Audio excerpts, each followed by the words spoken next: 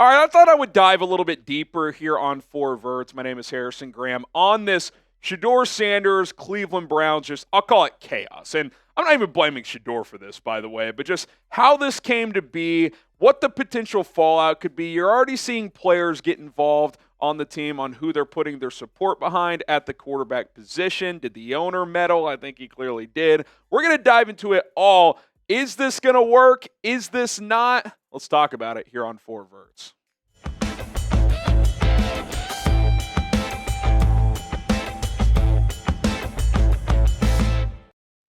This is Four Verts, where me, Harrison Graham, talks NFL and college football every single day. Okay, let's talk more about the Cleveland Browns. As I kind of give a deeper analysis and look at how this whole thing went down when the Cleveland Browns doubled down on quarterback and took Shedeur Sanders in the 5th round, traded up to get him, in fact. And just to get straight to the point, I think it's pretty obvious and pretty clear that Jimmy Haslam made this pick. The Browns owner, who's been known to meddle with football affairs in the past and in recent memory. I think it's obvious that Andrew Berry and Kevin Stefanski did not want to draft Shedeur Sanders, whether they didn't like his personality, whether they didn't think he fit Kevin Stefanski's offensive scheme. Whatever the reason is, I don't think they wanted to take him, but Jimmy Haslam stepped in and said, enough's enough. He's fallen to the 5th round. We are going to take him. And why do I think that? Because he's done it before. The Browns, who were in on the Deshaun Watson sweepstakes, but had kind of fallen out because, if I remember correctly, I think it was Atlanta and maybe New Orleans or Carolina. Those were the other 3 teams. It was down to 2 of those 3. I want to say Atlanta and New Orleans. But then out of nowhere, you got the breaking news. Cleveland Browns are trading for Deshaun Watson, and they're giving him $230 million guaranteed. That was Jimmy Haslam. He stepped in and said, no, fellas, we're going to do this. And the way we're going to do it is to give him the largest contract in the history of American not professional sports, but in the history of the NFL. And Jimmy Haslam, at the owners' meetings, kind of acknowledged that it was mostly on him. He said, we took a big swing and miss with Deshaun. We thought we had the quarterback. We didn't. We gave up a lot of draft picks to get him. So we got to dig ourselves out of that hole. It was an entire organization decision, and it ends with Dee and I, so hold us accountable. He said, hey, it's on me. Organization decision, but it's on me. I'm sure that Berry and Stefanski were intrigued with Watson, but it was Jimmy Haslam who stepped in to give him that guaranteed money because Watson didn't want to go to Cleveland. But no one else was offering him the guaranteed money that they did, given the sexual assault allegations that were going on at the time. So the whole phrase there of we got to dig ourselves out of the hole, I thought they were starting to do that in the draft. I really have defended and liked their trade down from the number 2 pick to the number 5 pick. Yes, you pass on Travis Hunter, and there's risk in that in its own, but to me, they're not a Travis Hunter away. They don't have their quarterback situation. So when this happened and they got a future first-round pick, I'm saying, okay, they don't love this QB draft. Maybe they'll take one on day 3 just as kind of a flyer, but they'll probably take a quarterback next year because they're going to have their own first-round pick and they're going to have the Jags' first-round pick, both of which could be top 10 picks. I love that trade. That's starting to dig out of that hole. That is self-recognition like, hey, we're probably not ready to win right now. We're not actively tanking, but we're not ready to win right now. And then it got weird because they took Dillon Gabriel in the 3rd round, a 5'10", 5'11 quarterback that no one viewed as a day 2 pick. In fact, most, given his size, his age, his limited attributes, viewed him as a 5th to 7th round pick. You know, if he hits, he's probably a good backup. That was the outlook on Dillon Gabriel. Well, a theory that's out there, and I got to give John Middlecoff credit for this theory, The Volume, who does some podcasting with Cowherd sometimes, and I agree with it. He said, or he believes, that the Browns liked Gabriel probably as a 4th or 5th round pick, but they're sitting there in the 3rd round. They're like, Shedeur Sanders is falling too. We know how our owner operates. Let's take Dillon Gabriel maybe a round earlier than we'd like, just so Haslam doesn't step in and have us take Shedeur. And so they took Gabriel thinking, okay, well, there's no way Jimmy Haslam is going to step in and be like, no, you're taking Shedeur after you already took a quarterback, right? Because that there's just no logic to that. You don't take 2 quarterbacks in the same draft, especially like in the 3rd and 5th round. Like Washington years ago took RG3 in the 1st and then Cousins in the 4th. Well, Cousins slipped, and that was good value. And the Commanders said, if I remember at the time, did not have a single quarterback on the roster. So they actually needed two. So that was a little different. And even then that got weird, right? Well, this is beyond weird, right? You had already traded for Kenny Pickett. You signed Joe Flacco. Technically, Deshaun Watson's still on the roster. You draft Dillon Gabriel. Surely the owner's not going to make us draft Shedeur Sanders. Well, he did. Because 2 rounds later, he was still available, and the Browns traded up to go get him. We'll talk about that here in just a second. But listen, the draft may be over, but our coverage doesn't stop. I put out a way too early 2026 NFL mock draft. Go check that out. Subscribe to the channel. Check out the content tab for that video and all of our other content. And if you're already a subscriber or if you're a new subscriber right now, turn on the notification bell, select all. That way you always get a notification on your phone or your device when we publish a video. So then they double down.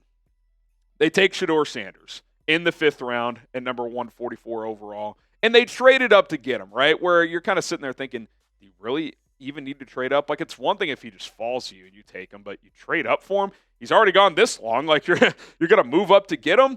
And then look at the visual. A picture could say 1,000 words, right? Kevin Stefanski and Andrew Berry, the head coach and GM, even the scouts and the team behind him, I think there's one guy in the photo smiling, they do not look like people that are excited about taking Shedeur Sanders. Like, to me, this is pretty obvious. Jimmy Haslam stepped in. He made the pick. He said, guys, it's the 5th round. This is a guy most people thought could go first or at worst 2nd round. We are taking this player. Make the calls. Make it happen.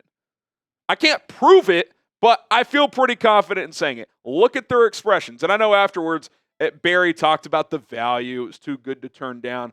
You do not take a quarterback of Dillon Gabriel's stature, who is not supremely talented, on day 2, and then circle back and take Shedeur Sanders on day 3. It just makes no sense whatsoever to operate like that, unless the owner got involved. I could sell 1 million jerseys. Maybe he ends up being a stud. And by the way, maybe he could. But when the head coach and the GM don't want him and it's forced on you, I mean, you're fighting an uphill battle if you're Shedeur Sanders, if you're being completely honest. And then on top of all of that, guess what's happened now? Very predictably. The veteran players on the team, they're already planting their flag for who they want their quarterback to be. Denzel Ward at Shedeur Sanders. Time to be legendary. Let's do it. Which, by the way, there's nothing wrong with supporting a new player on the team. Veterans should do that. Make them feel welcome. David Njoku, veteran tight end. Let them all, hey, you know what you got in you.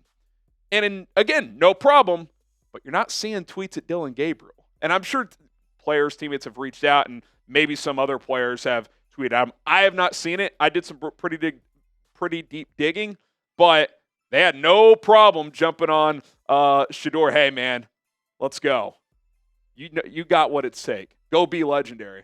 Crickets around Dillon Gabriel. I feel bad for Dillon Gabriel. I feel bad for Shedeur because the head coach and the GM didn't want him.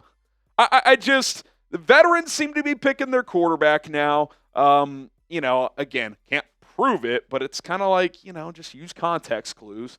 It's just, this is what you create, man. When you have an owner who meddles in decision-making, this is the type of chaos you can create. First of all, you have 5 quarterbacks on the roster. Now, Deshaun is going to be on season-ending IR or whatever. He will not be in the mix.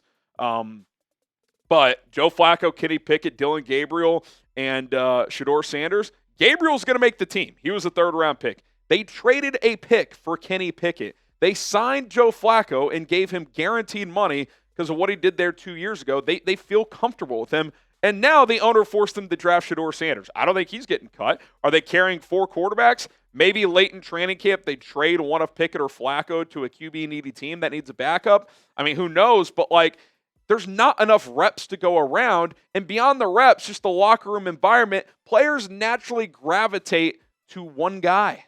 Who is that guy going to be? I don't know. Maybe it is Dillon Gabriel, but you're already seeing people tweet at Shedeur, which, again, no problem with that. And by the way, let me be clear.